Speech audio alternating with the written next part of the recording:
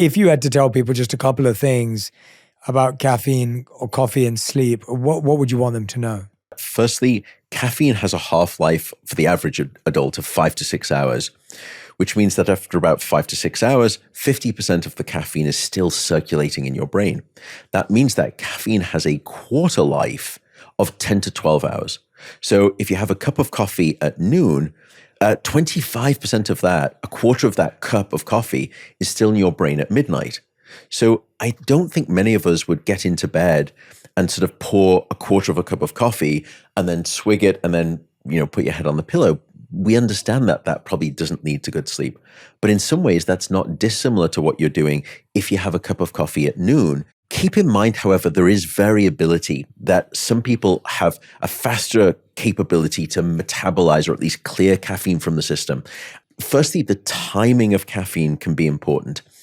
Also, the dose. Even if you just have one weekly sort of drip brewed cup of coffee in the evening, let's say it's just 100 milligrams of caffeine, it will not necessarily prevent you from falling asleep as efficiently, but it will increase the chances with which you wake up. And if you wake up, it will increase the duration with which it takes you to fall back asleep. And if it doesn't do that, it can also reduce down the depth of your deep sleep. It's during that deep sleep when your brain has a cleansing system that washes away things like the Alzheimer's proteins, amyloid and tau protein.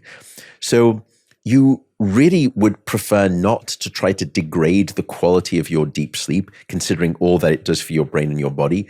But in some ways, that's what many of us are inadvertently doing if we have caffeine too late in the day. I would say drink coffee, but the dose and the timing make the poison. Try to, as I said, cut yourself off after about 3 cups of coffee and try to, cut yourself off at least 10 hours before bed. The reason I reverted back in some ways to say coffee is not necessarily a bad thing to drink.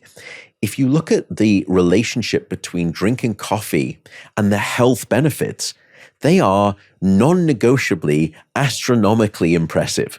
Wow. Drinking coffee seems to be a very good thing. Now, again, it's dose dependent. Once you get past about 4 cups of coffee, then it goes in the opposite direction. It's not a good thing.